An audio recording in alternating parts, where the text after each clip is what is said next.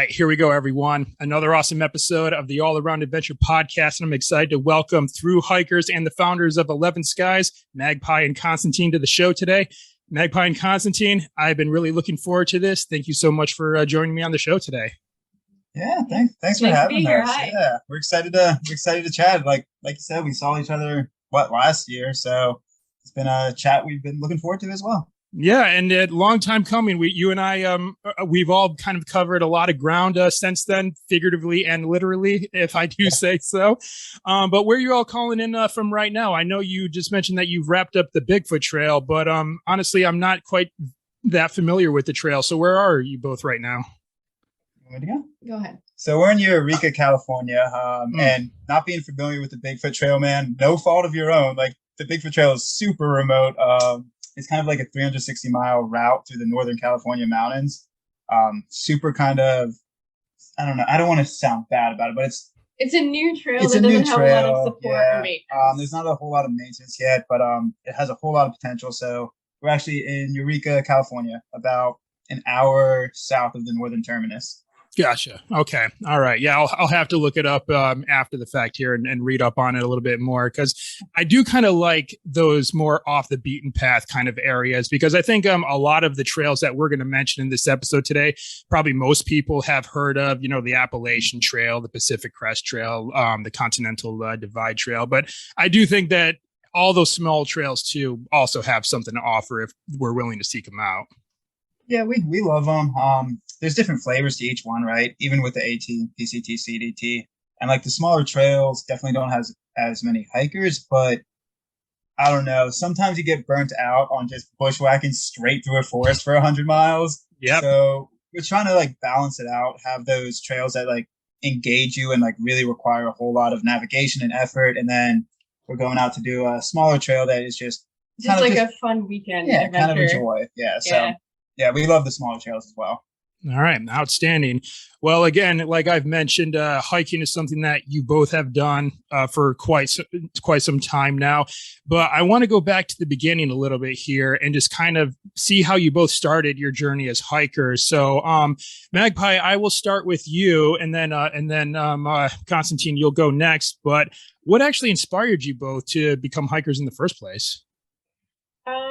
So my hiking journey actually started with a long distance cycling trip in 2016. I was working as a bike messenger in Montreal. And one day I just had the idea of like, I wonder how far I could go if I just like rode my normal distance, but in a straight line. Googled it.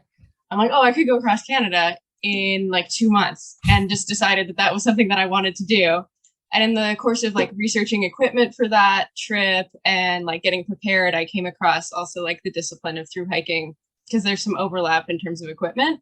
And so I did that trip. It was amazing. I was like totally hooked on adventure and decided that my next project was going to be hiking the Continental Divide Trail, which is an unusual choice for a first trail. But because I was like already familiar with the cycling world, I knew a little bit about the route. And so I also just decided to start with the hardest thru hike, because I didn't know if I would be able to afford to do another one. And I wanted to know that I could do the hardest one. So that's where I started. All right. Outstanding. What about you, Constantine? Let's see how far back I should go. Inspiration is probably a strong word for how I fumbled into hiking. I kind of just, fumbled directly into it. So I'm going to try to go back, keep it short here. But when I was younger, I was very competitive in ice hockey.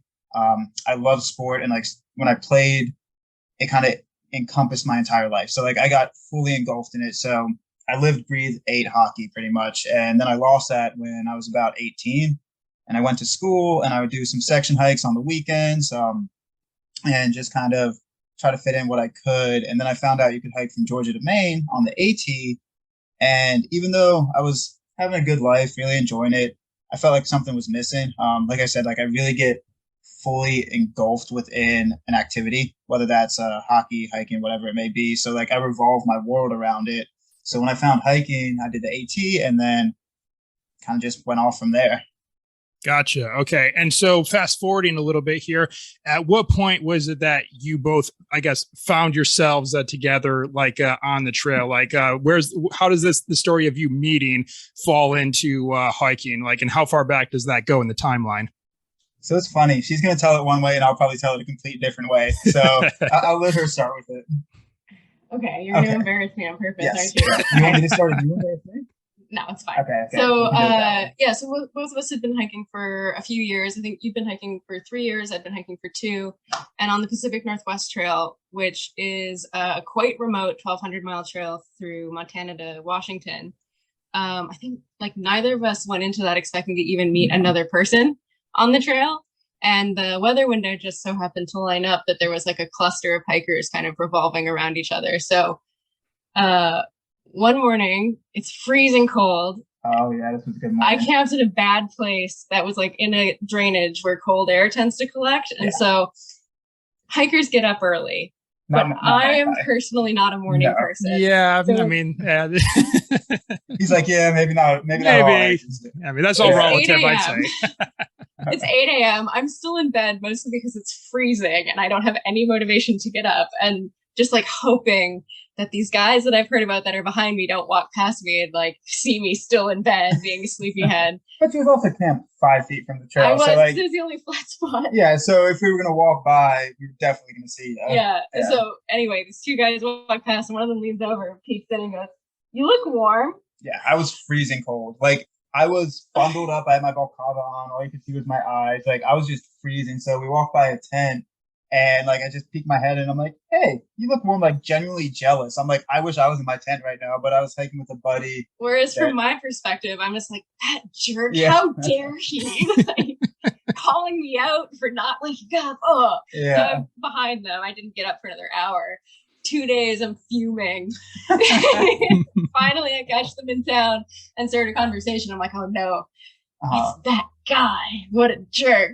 It turns out he was, genuinely jealous and a pretty nice guy. I really wanted to be warm at that point. It was freezing cold that morning. So yeah, we started revolving around each other for we were hiking kind of the same pace. Yeah, about 200 miles on the PNP.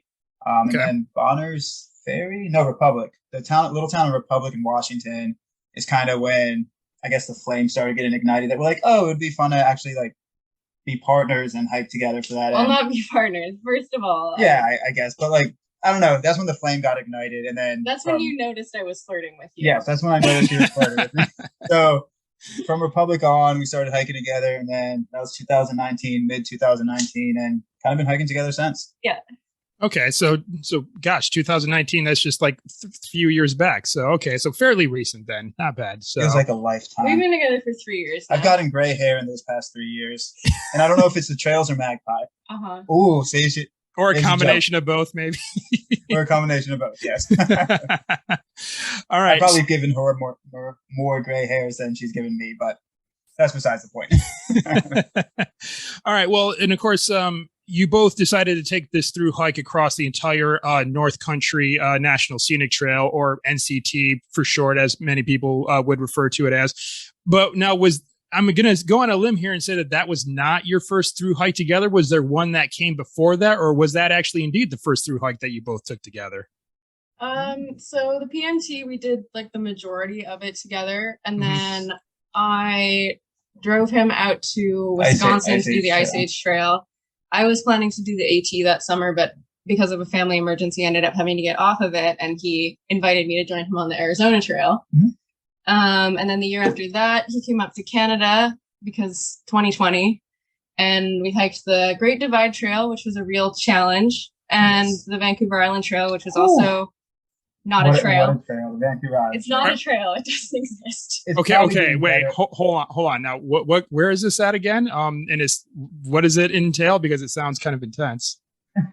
The Vancouver Island Trail is a theoretical route. It's not a theoretical. They actually have a route. It's just they're using a lot of work to break in the trail. So like, can you let me finish my sentence? Yeah, but it's not theoretical. There's a route there. It's a semi-existing route from the southernmost point of Vancouver Island in Victoria up to the northernmost point-ish, I think, of the North Coast Trail, also on the Vancouver Island. So instead of going around the coast where a lot of the good trails are, it takes you right over the spine of Vancouver Island. And the website, when we were looking at it, said like, oh, the trail is 70% complete. And we're like, great, that means we're only going to have a little bit of road walking. It'll be, a nice summer adventure.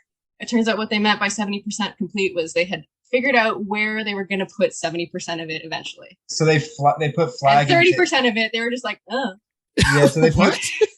they put flagging tape in the trees, so they hadn't really like cut in the trail yet. But also the places that are heavily logged also use flagging tape to show the boundaries of the logging cut blocks, and there's no consistent color, so it was a very confusing trail. And so we did that together, and then after that we did the North Country Trail. Yeah, we consistently found like each section was like 20 miles longer than they anticipated it to be. So it's just it was a growing trail system at that time. There were also some sections that were just straight up not possible. Not possible, like the route that they chose. Yeah, it was a very confusing trail. Gotcha. Okay. So the planning was well in order, just not the execution of putting the trail there. So splendid. Yes. Yeah. So before we ever did the NCT, we had done some very challenging hikes together.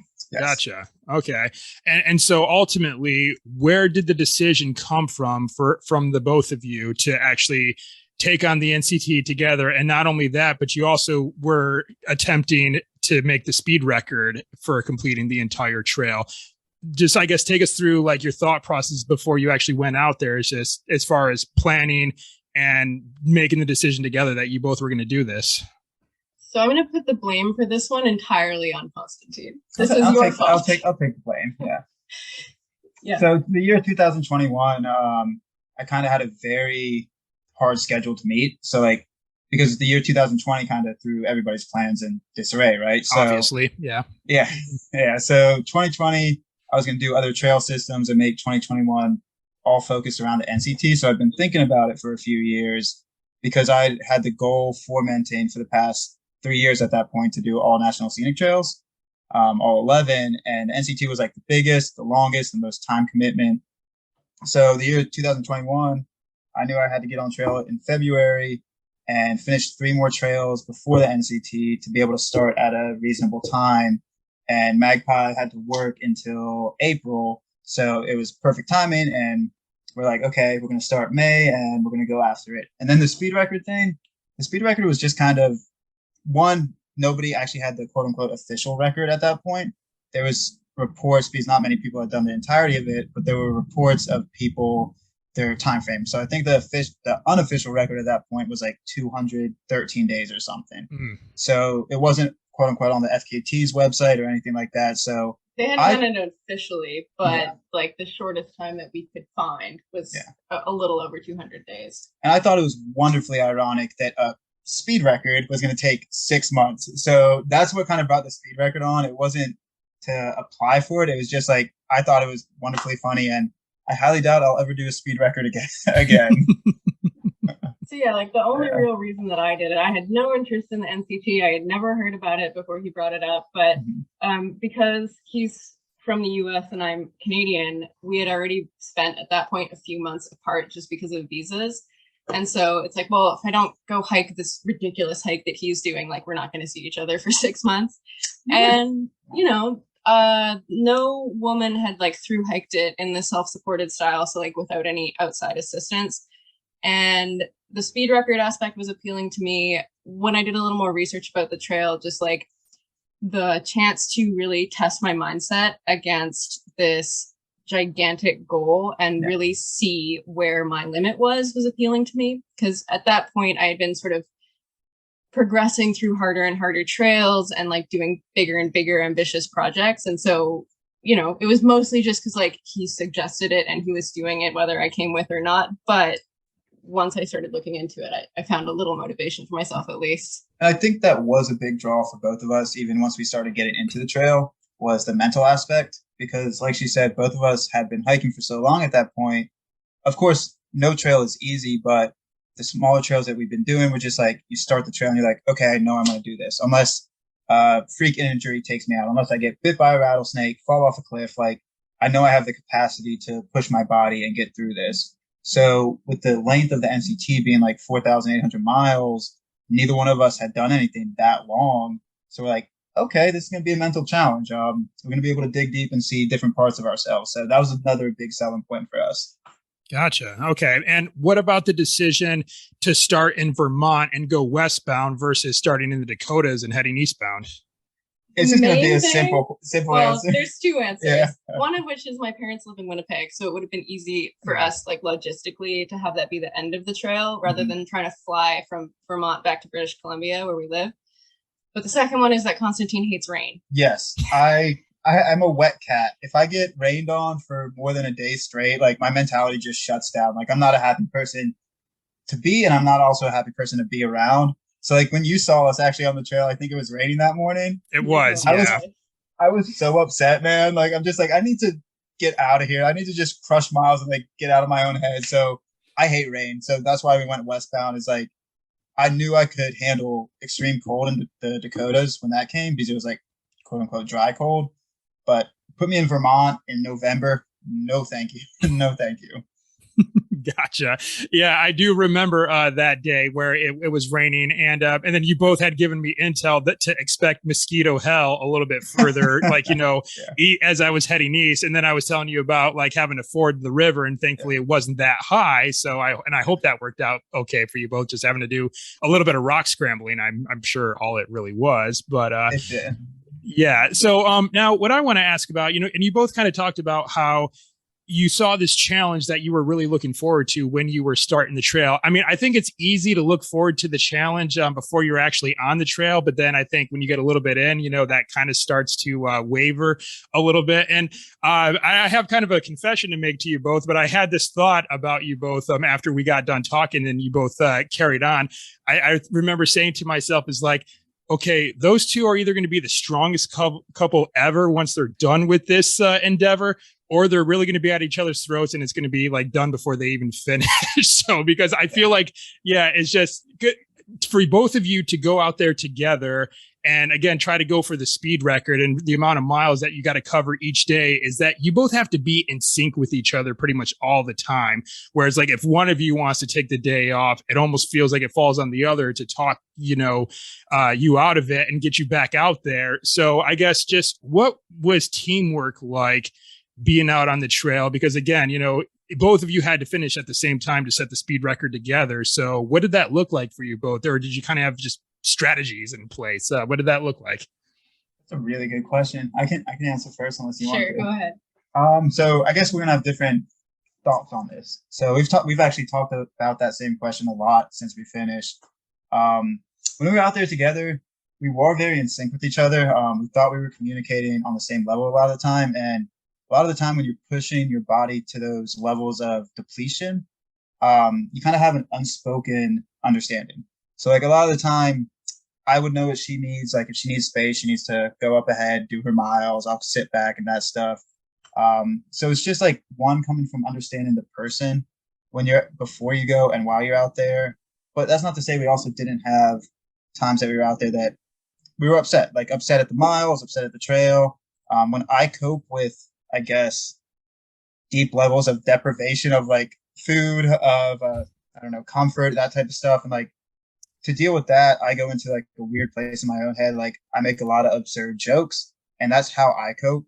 And for Magpie, it's the complete opposite. For her to cope, she goes into a place of silence. She doesn't like the absurd jokes. I just want to like forget that I am where I am. And go into like a mental place where I'm like, okay, I'm imagining my dream house. Like, what kind of floors do I want? And like he's like making jokes and doing silly voices, and I'm like, shut up, I'm trying to be in my head right now. Stop it. I try to do silly voices, so like that part wasn't clicking, but when those parts weren't clicking, we would just respectively like open up some space. So like even though we were hiking together the entirety of the trail, sometimes we would hike 5 feet, 10 feet away from each other, sometimes half a mile, sometimes a mile. So like we would allow space for each person to get through what they needed to get through. And like headphones are definitely the number one like relationship saving tool on a long trail. Is like, all right, I can't deal with you right now, music or podcast. But I mean, also the other thing too is having begun hiking together, like meeting on trail, and then having taken on these really challenging and difficult hikes together. Like the Great Divide Trail is a beautiful, amazing, difficult trail in a normal situation, but we got unbelievably unlucky with weather, and we started too early. So both of us like had these occasions on it where if the other person hadn't been there to rescue the other, we probably would have died. we had like multiple life-threatening situations. Wow. And so that really like cemented the trust between us and the ability to just like understand the other one's rhythm. We are both have a very similar hiking style. So that like sort of rest versus go, we had to do a little negotiating around that, but in general, like our paces are very similar. Our sort of desire for rest or motivation is very similar. So that wasn't so much the source of conflict as me telling him to shut up. I think it's a lot of trust and understanding. Like, I think we were both conscious enough of, even in the moments that we were upset at maybe each other or the trail or whatever it may be, we could take a step back and be like, well, it's situational right now. It's not that it's this like all who you are. It's like this is how we're dealing with the situation. Yeah, all our emotions are frayed right now. We're hungry, we're tired, like we're pushing these miles. So like we both had the consciousness to take a step back and be like, okay, the trail's putting us through these situations, and even though we might be upset right now, it's not being upset at the other person, it's being upset at the situation we currently are in. So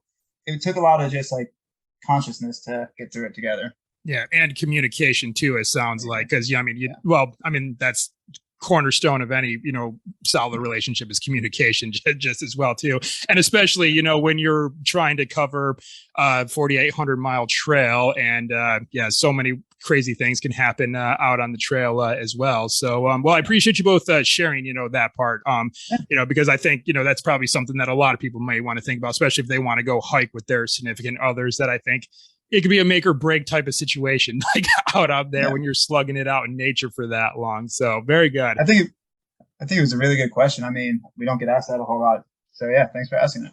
Okay, right on.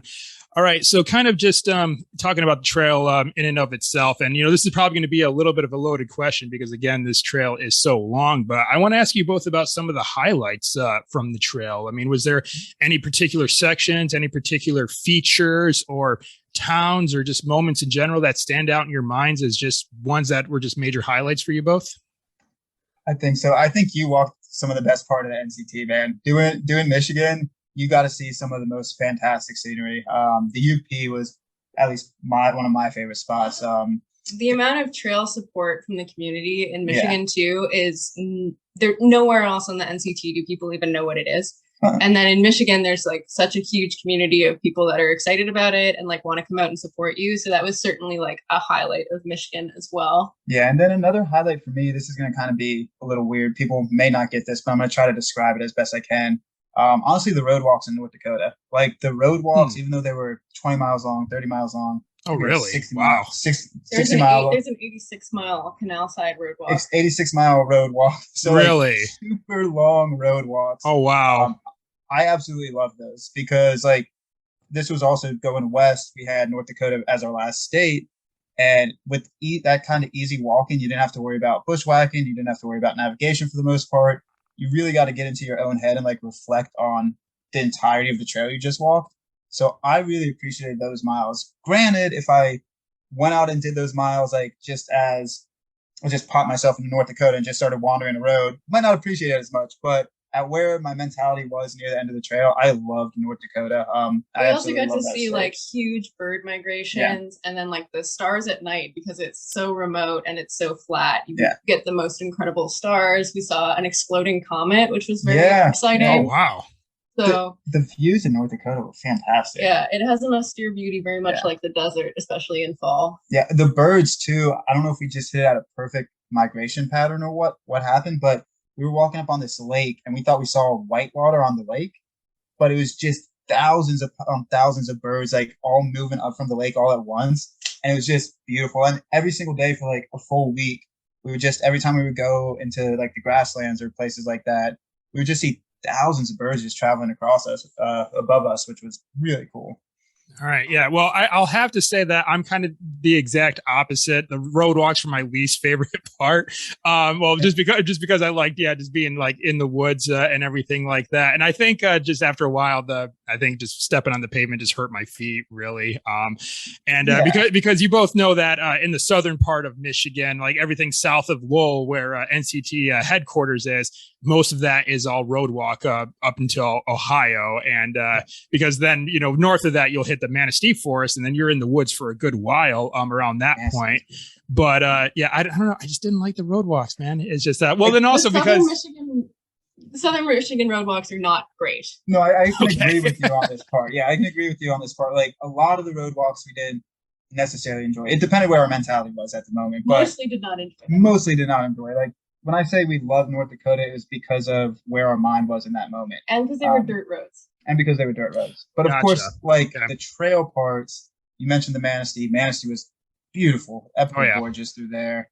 I would also say the Superior Hiking Trail in Minnesota, and actually all of Wisconsin, like 200 miles of Wisconsin on the NCT is lovingly maintained by volunteers. It's like the sleeper hit. It is a great section of the NCT to do if you were just going to go do like one section, and then you can say you did a whole state too. I think it's the Chippewa. Yeah, the Chippewa. It was fantastic. It's beautiful through Wisconsin through there too, which was funny enough. Yeah, I'm not. Well, yeah, it was beautiful through there. Okay. Well, and also like when I was hiking through South Michigan, it was, just going into December, and we actually had a day where there was wind advisory warnings, and because the winds were getting like picked up to like 60 miles an hour. And of course, when you're out there doing the road walk, it's just open farm field. So there's nothing to block this wind gusts at all. And I'm actually seeing like branches being blown off of trees as I'm walking. I've actually had people say, don't go out there and hike today. I'm like, well, if I'm gonna stop hiking like every time there's just a little bit of weather, I'll never finish because this is Michigan. So yeah. Wind can be serious. Like that's one thing that a lot of people sometimes don't realize. But like wind, especially when you're really exposed on trail systems, like you saw, like it can be some of the serious weather that can hit you. Rain can be as well, but that wind. Like I was in the desert this year and the wind is just insane. Yeah, it can be really dangerous. Absolutely. All right. So those were some highlights, but, I think a lot of our listeners, they like to hear about our trials and tribulations out on the trail too. And we touched on a few, but, just more specifically here with the NCT, was, again, there any part like of the trail, and this may once again be a loaded question, that just stood out to you as like, man, this area is really tough, or this situation just really sucked, or something like that? Anything like that come to mind? I bet we're going to answer two completely different ones. I don't think so. No, I don't think so either. I think we have the same answer. There is one worst part of the NCT. Yeah. And not only because the trail is overgrown, pointlessly elevation change, and like really difficult to find and full of thorns. Can I put a disclaimer in before what you say it is? Yeah. Okay, disclaimer to the Buckeye Trail Association. We understand why you created this trail and why you routed it the way you did. But for the NCT, it's just the loop, the loop. The wilderness loop on the Buckeye Trail is the worst part of the NCT. Not only because the trail itself is very poorly maintained, difficult to follow, and like pointlessly hilly. It's also psychologically so torture. Frustrating because. And if you're not doing an FKT, you should choose to skip this. I think everybody that doesn't do the FKT chooses to road walk across. You're walking on a road. You're walking on this road for like 80 miles. If you continued walking on this road, you would get to town in 20 miles. Mm-hmm. So far, so good. Except that the wilderness loop leaves this road, does 186 miles. It's a big loop, yeah. And connects back to the road 21 miles away from where you left it. It's massive. Also includes like 60 miles of road walking anyway. And also, we were trying to go west and north, and the trail goes south and east. Yeah. It's called the Whipple. It's the Whipple section, the wilderness loop section. It's unbelievably psychologically taxing when you're trying to go fast on the NCT and you're like, well, I'm going the wrong direction on terrible trail. Great. So again, disclaimer, if we did the Buckeye Trail purely as the Buckeye Trail through hike and disregard the NCT, say we just did the Buckeye Trail and did that loop, it would make sense because that's the way they created the trail to do this loop into the more southerly region of Ohio. They're trying to get you to see every piece of Ohio, which makes sense. But we were not trying to see every piece of Ohio. We're trying to get to North Dakota. Yeah, but doing it on the NCT when our time frame was already so tight to like not freeze out in North Dakota, when you had to do this massive loop to get back 20 miles away from the same road. Just psychologically, it messed with us a little bit. That made it very difficult. So that was a rough one. Yeah. Gotcha. I must say that's not quite the answer I was expecting. I figured like Ohio. So far, anytime I hear anything from the NCT, Ohio is usually not something that's brought up, but it's normally like any of the other states, like especially the states that are a little bit more further north where the trail runs through is where I think I hear most of the challenging stories, like either in like on the Facebook community or something like that. But I haven't heard anything from Ohio yet, so that's kind of interesting. Nobody does the Ohio section. Well, that's not true. Ohio, so if you look at the maps for the NCT, the official trail miles in Ohio, they follow the Buckeye Trail for 80% of it or something like that. But a lot of the time, I think this is an assumption. I'm not positive on this, but this is an assumption that a lot of the other NCT quote unquote through hikers, if they're in Ohio and they see a loop that does like 6 miles here, or they could just walk the road another mile, they'll just walk the road. Which is totally valid. Even the Buckeye Trail Association is like, we don't have great trail maintenance everywhere. If you want to just walk the road, go for it. It still counts. But we couldn't do that because we were doing the FKT. So we had to hike every terrible mile. So like a lot of the time, not a lot of time, but sometimes you would be walking the road in Ohio and you would see where the Buckeye Trail went off into the woods for a mile or two. But where it went off into the woods was just straight a wall of brush. It was just a wall of thorns, a wall of like poison oak. Obviously nothing there. Not a lot of people walked it. So you're like, well, I could continue on this road for a mile. It would be shorter and easier. But since we're doing the FKT, we have to walk through the brush, connect back out. So the other thing with it too is with Ohio is if you're doing a through hike, a continuous footpath in a single year, as opposed to breaking it into sections, which is what most people very sensibly do, you have to go through Ohio in July. In the heat. It's like 100 degrees. It's 90% humidity. There's very little water. The camping opportunities are super limited unless you have car support because for whatever reason, you can't free camp on state land. You can only camp in a campground. Really? And there's like tons of private property as well. And they will not hesitate to enforce that in the areas that you're going through. So it's really logistically challenging. Unless you are like, I'm just going to walk the road and like get car support, get brought to a campground. That really eliminates a lot of the challenge from Ohio. But also like the Buckeye people are extremely online and they don't like it when you criticize their trail. So that might be part of why you don't hear about it. And that's why I also wanted to put a disclaimer in there is because like, again, if you hiked just the Buckeye Trail, it could be a beautiful trail. If you pick the right season, do it in fall, early spring. Use your judgment on what when the growth is like still dead or starting to grow, so it's not super overgrown in the heat of summer. Like the heat of summer is just a bad time to be in Southern Ohio. Like it's super hot, super muggy, super humid. It was spiritually, mentally, psychologically just draining going through that area. So that was tough. Yeah. Gotcha. Okay. And I also got what I get in Ohio. I got some sickness from water because she told me not to filter my water. No. I told you to filter your water and you ignored me. Yeah, I remember it differently.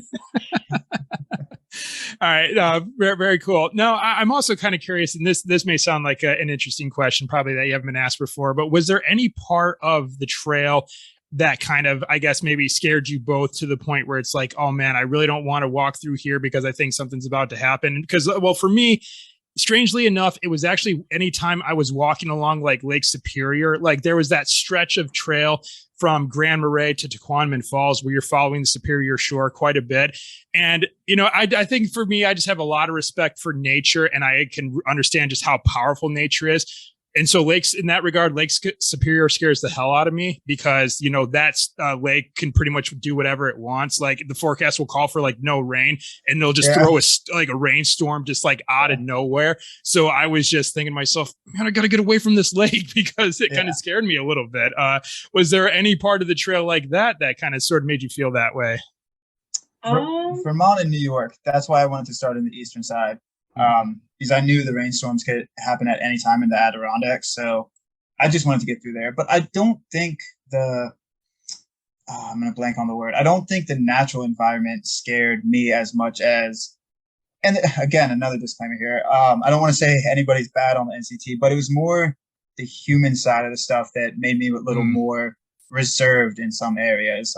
Because the way the NCT routes you, it puts you through some places that they don't necessarily want quote unquote strangers coming through, especially strangers that look homeless, smell bad, have ripped clothing. So like people that they can't place in a social context. Yeah. Like there are lots of places where if people don't know how to categorize you, they become suspicious and hostile. Yeah. Occasionally to the point of like sicking their dogs on you, which Oh, happened really? a couple of times Wow. on the NCT in Ohio. So, you know, so that definitely was, there were some places that we walked through that were really, dealing with like extreme poverty, lots of social issues that we really felt like, oh, we have to get out of here. Like, we're not stopping this town. We have to get past this person's property before they see us.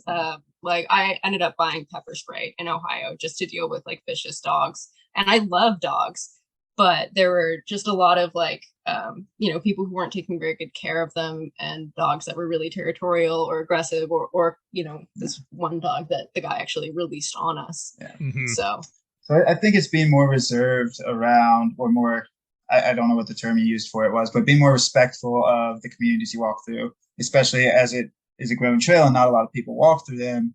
They don't know what to do with you when you're walking through there, and trying to be polite, trying to be respectful. And sometimes people want to have a chat and know about what you're doing. Sometimes they just want a quick head nod and for you to keep moving on your way. So a lot of the weather stuff, we both have dealt with this on many other trails. Like we're always respectful of the weather and the natural terrain we're going through, but we're also very resourceful. With like much worse weather than what we encountered on the NCT. So right. Yeah, we just picked our windows, picked our direction wisely, and went for it. Yeah. Yeah, and well, you both brought up that point earlier on, that especially going through states like Ohio, where it's just much of the trail follows private property, as you both alluded to. So, which not only makes it logistically tough, but it's just, I imagine with some of like the farmers down there, whose I would imagine their land has been in their families for generations, and they probably don't like people coming onto their land, uninvited. So, which, fair enough, for sure. But then, when you get into like Michigan, as you both mentioned, where I'd say the majority of the trail, follows like state land, national forest, national park property as well. And I really did enjoy the North Country Trail community in Michigan as well. I mean, honestly, I don't think I would have made it across the state without their help. So I guess kind of piggybacking off of what you just mentioned about other parts of the trail, and if we can just zoom in on Michigan for a second, just tell us a little bit about like the people on the trail, and either people you met along the way hiking, that fellow hikers, or maybe just some of the trail angels that you've met. Can you all talk to us about that a little bit? Yeah, we kind of took a huge sigh of relief when we did hit Michigan, because we knew we were starting to get to parts of the trail that people recognize what the NCT was, or even know what like hikers are. So there's a lot of moments in Michigan. One that stands out to me is Lisa. Shout out Lisa if you find this or listen to this. She lived in a town. I'm gonna blank on the town's name. Do you remember what it was called? A lot of towns. It was near Petoskey. Okay. I think it was due south. Yeah, I think it was due south of there. It was a smaller town, smaller suburb, but we have been having an issue with our blow-up mattress. Like we use a dual Big Agnes blow-up mattress for our tent. So we've been having we had a defective one. 40 leaks. It would just be flat by the end of the night. Yeah. So we, contacted Big Agnes. Their customer service was really good. So they sent us out a new one. I didn't realize that they were going to be shipping it FedEx. And so I gave them the address of a U.S. post office to send it to, which will not receive FedEx packages for you. So Lisa, we figured out what happened. Lisa went out of her way and drove like an hour and a half each way to like this FedEx depot to pick it up for us. And like, then we got to stay with her too. Brought us back to her cabin, made us like homemade food, pie, like let us shower, and was like the most gracious and like wonderful host. Yeah. So she was amazing. And then just with like Michigan too, the trail magic in Michigan.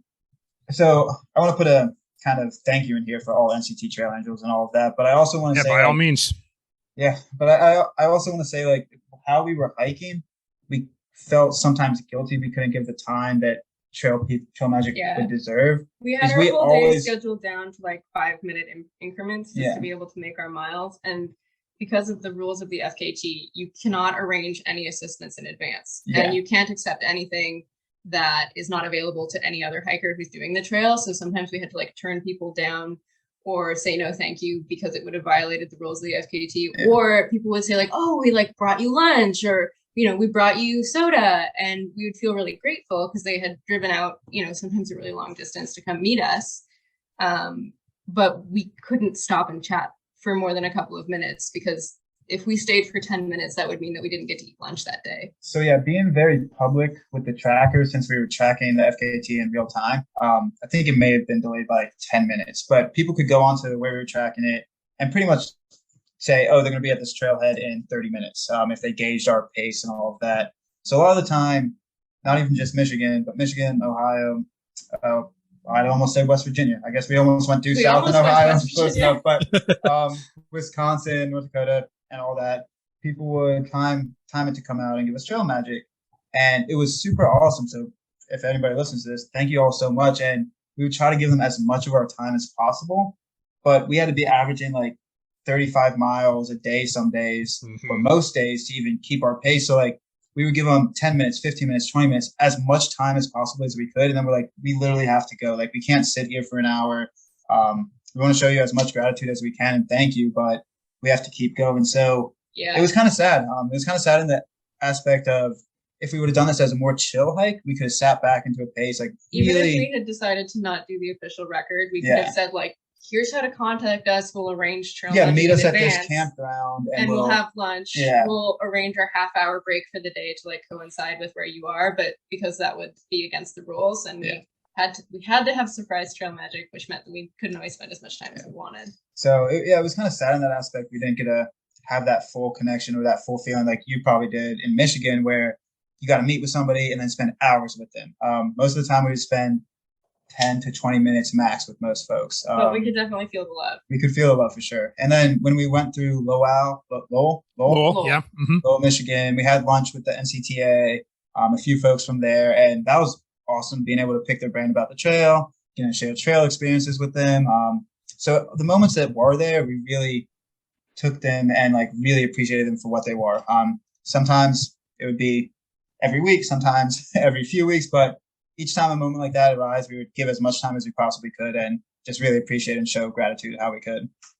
Yeah, because, when I ran into you both on the trail and then found out that you were hiking like the whole length of it, I don't know if it really came up that you both were going for the speed record. I think I found that out once I made it to Marquette, and I talked with a couple of trail angels there who had, I guess, heard about you both coming through. And so when I've learned that, I'm like, well, damn, I'm kind of surprised that they stopped to talk to me for as long as they did, because, we hadn't talked to another person in like ages. We're just like, thank God, someone who's not us to talk to.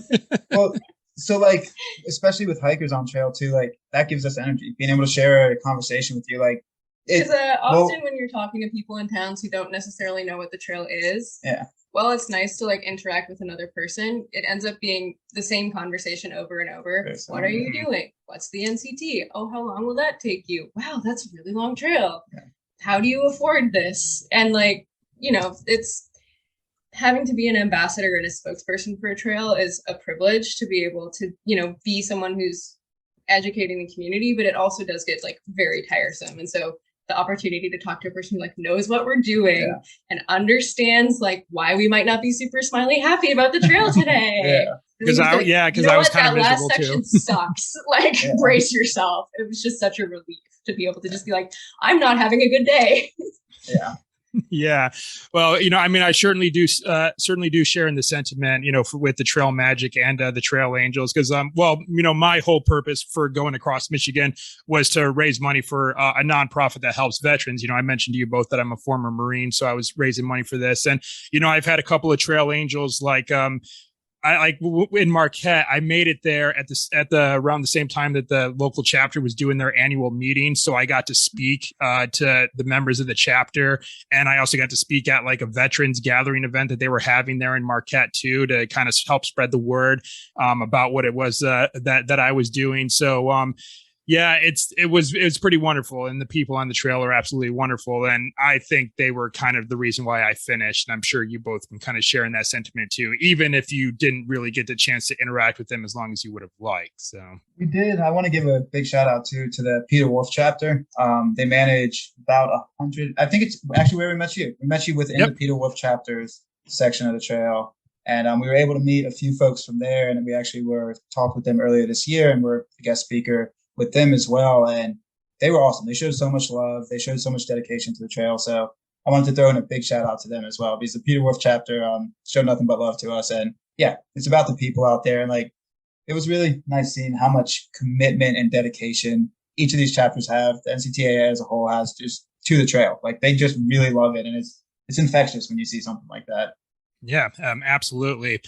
All right. So what I want to ask you both now, and this is a question that I ask pretty much all my guests, because I think with adventures like this, it's almost impossible to finish an adventure like this and not be a different person, not have gained so much or grown, so much as a person. So from this particular hike, and I guess we can even really say the same for any hike that might have come before this one or even after it too, what have been just some of the greatest life lessons that you both have learned from the trail that you've kind of been able to implement into your own lives moving forward? You want to go first? You want me to? I can go first with one.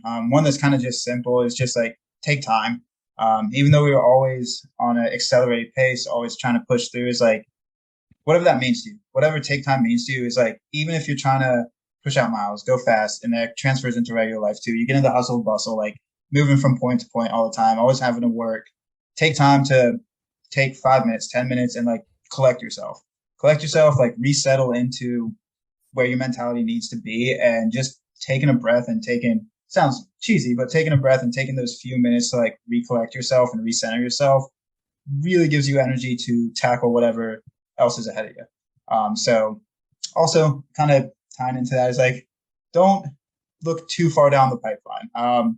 Kind of plan for maybe the next week, next 2 weeks, next month. But like, if you have a big task ahead of you, and that can transfer into life too, say you have a massive project and say you're writing a book, something like that. Don't look at the entirety of the book. Look at writing one chapter, chew through that, break it down into manageable aspects, and you'll be able to get through it. It's just one foot in front of the other, or one word in front of the other, or whatever it needs to be. There's a lot of life lessons on trail. I could keep going, but I'm going to let Magpie go for some of them. Well, I don't have a really good, like, articulable, like coffee mug lesson, but I think one of the biggest things that like through hiking in general has taught me, and the NCT in particular, I think, is just like increased my general sense of like self-confidence and control.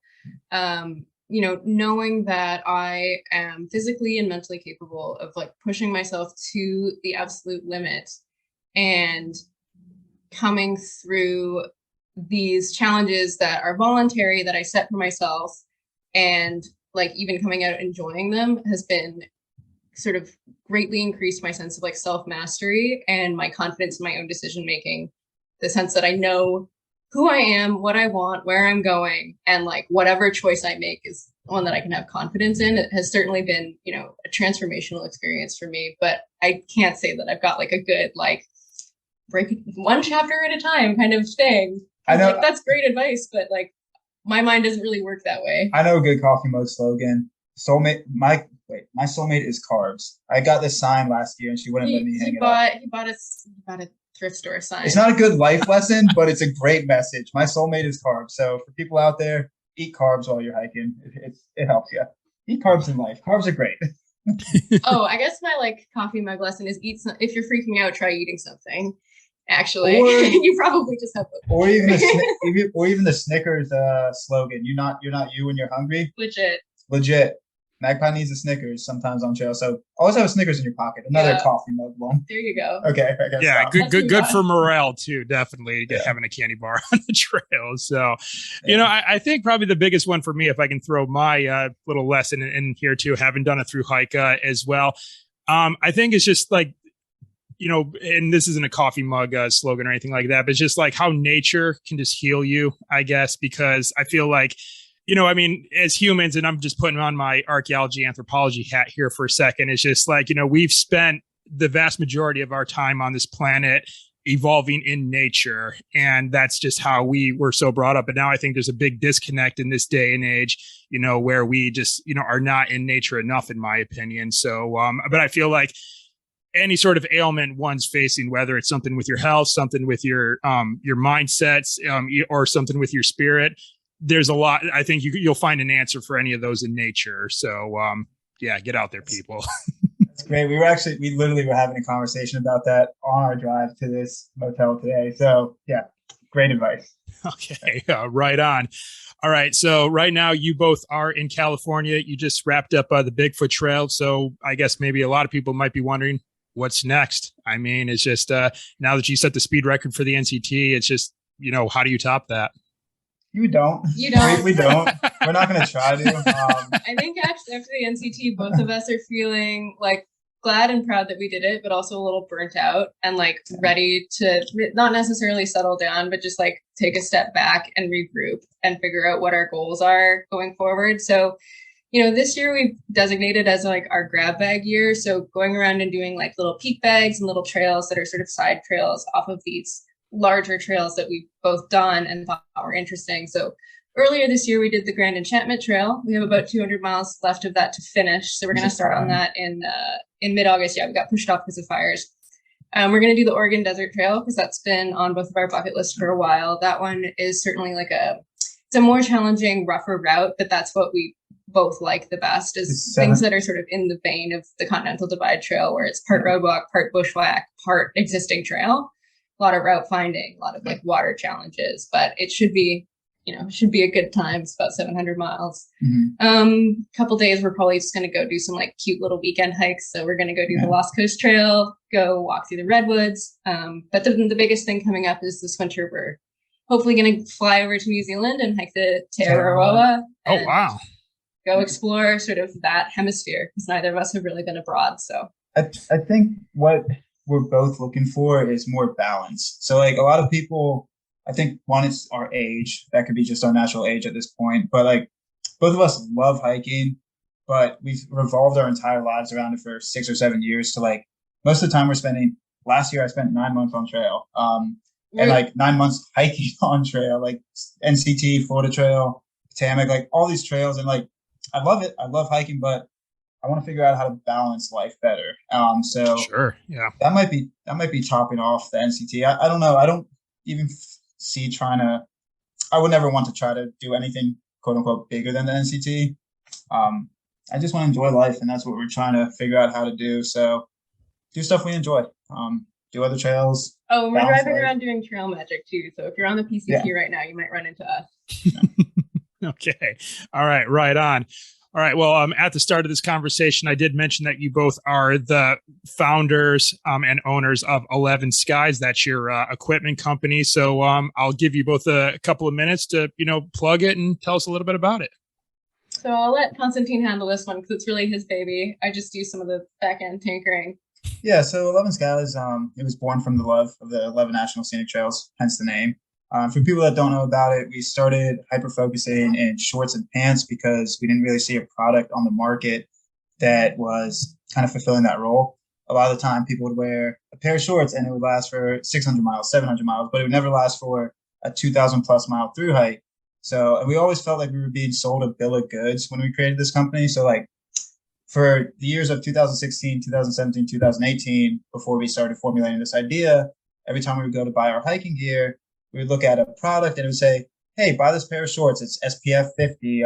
It's grizzly bear proof. It's going to survive a mauling from a mountain lion. Like just absurd things. Like not exactly that, but like absurd comparisons. And it's like, yeah, I just want a simple pair of shorts that will survive the trail or survive the hike. Like I don't need all these add-ons to it. So I just need to not have my butt hanging out when I try to hitchhike into town. Like very simple needs. So then the year 2018, I went through like 6 pairs of different shorts and different companies. I'm like, okay, I need to figure something else. Like I'm walking into town and I'm not completely appropriate when I'm walking into town. I got to figure out something that's going to be simple and help. So the year 2019 came, founded the company and wanted to create a product that will last. And that's pretty much what we've been doing now for the past. It went public in 2020.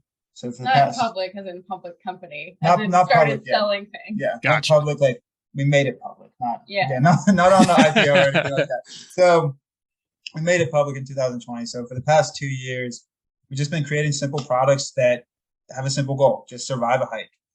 And this year we're coming out with some more product lines, some more colorways, and we try to focus on sustainability, durability, and simplicity. So I always hate feeling like I'm just being on a sales pitch, but it's something that was born out of love, and we try to bring that into like every moment of the company, every interaction we have. So it was something that was born out of love and gonna continue in love. So that's 11 Skies, I guess, in a nutshell. All right. Well, and I'll be leaving a link to that in the show notes, so anyone listening can go and find it there. So, all right. Well, as we kind of get to the wrap up in our episode today, another thing I like to ask my guests to do is to issue a challenge to our listeners, because we've got to share some stories from y'all.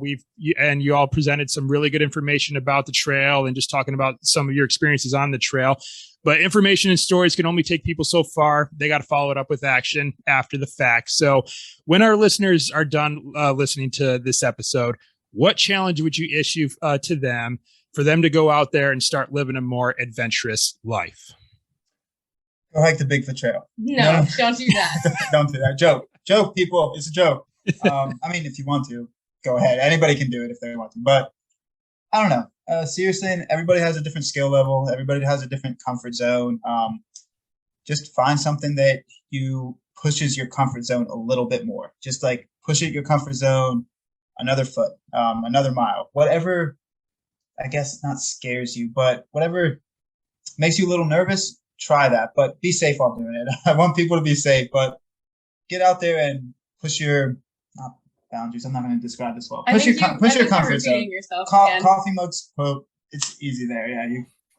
Mine is not maybe directly related to adventure, but I submit that this is in the same vein as what you said. So I challenge you over one weekend to go and learn a new skill, something that you don't know how to do. It doesn't have to be hiking. It doesn't have to be adventure related. Like if you don't know how to knit, teach yourself how to knit a scarf. If you don't know how to change a tire, teach yourself how to change a tire.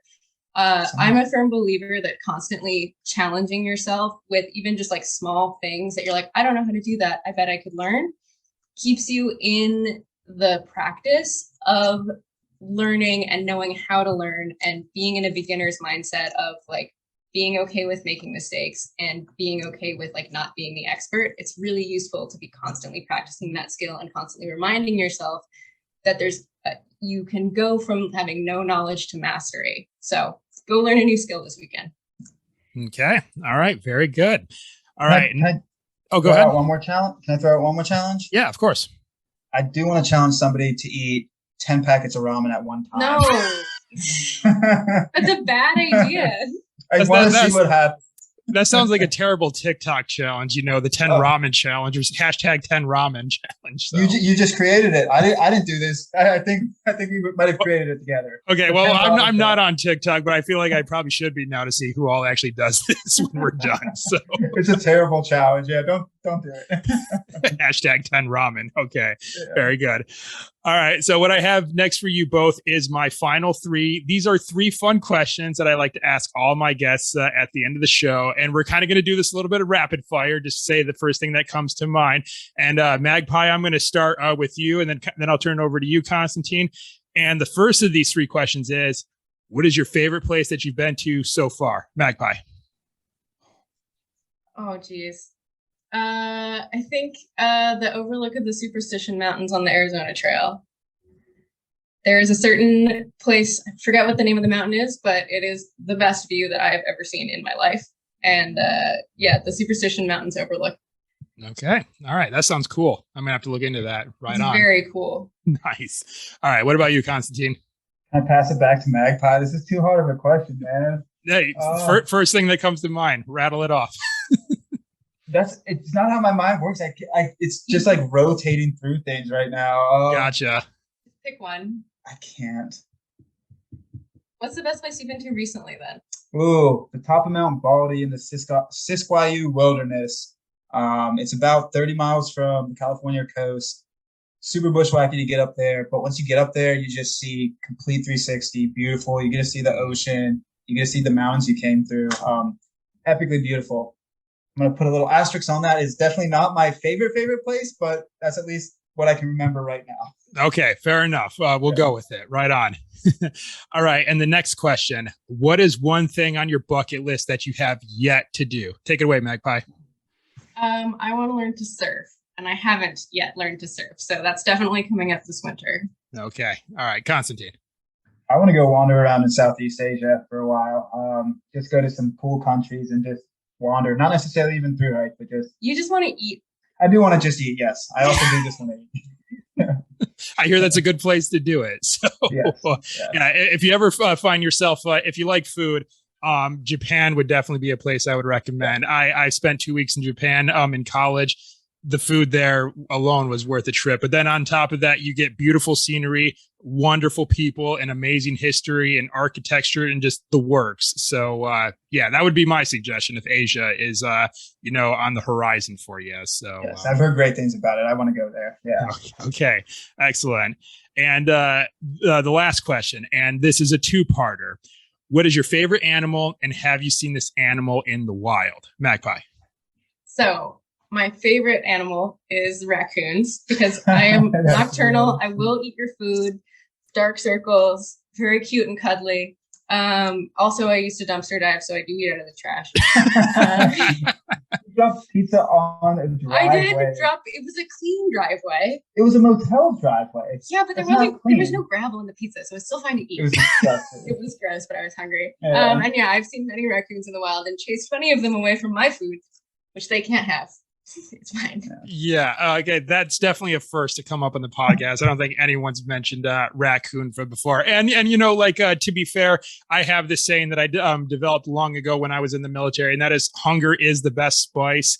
So if the pizza is still good and you're hungry, forget the fact that it just fell on the ground, Yeah. 5 second rule. 5 second rule. 5 second rule. There we go. All right. Yeah. Constantine, what about you for this question? Oh, what do you think? I'm gonna go. It's not a wild animal. It's a dog. I love dogs so much, and so of course I've seen dogs. But was it supposed to be a wild animal? I just asked if you've seen this animal in the wild. So I guess depending on the context in which you see other dogs, then I guess technically, yeah, that does count. So because I do see dogs out on trails, but like I don't know, a dog. I'm just a basic boy. Like something about a dog just touches my heart so much.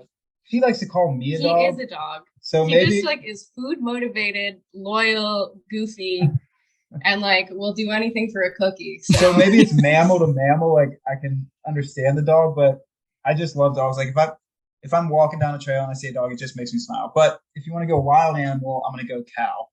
Okay. It's not a wild animal. Cow's a wild animal. It can be.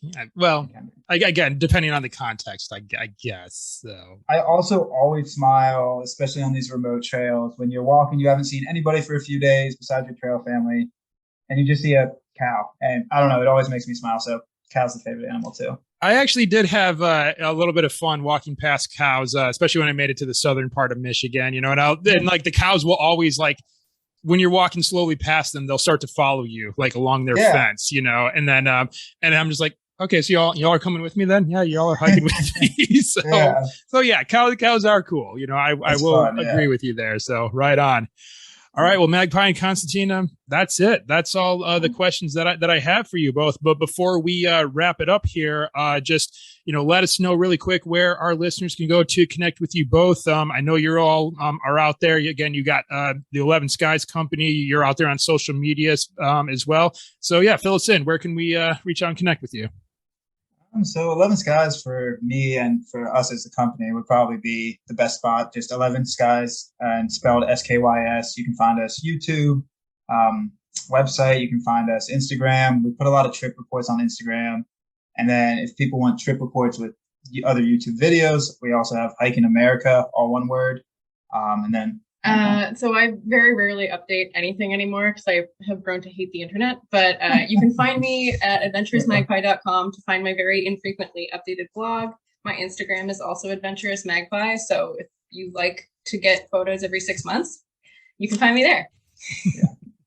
Okay. And like I said, I'll get all of that linked up in the show notes for this episode so the listeners can go and find them there.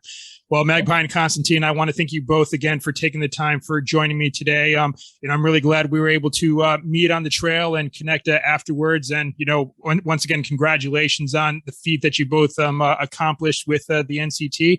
And just thanks so much for being here and sharing your insights with myself and the listeners today. This has been great. Yeah, thanks for having us on. Thanks for having us on. Really appreciate it. Okay, right on.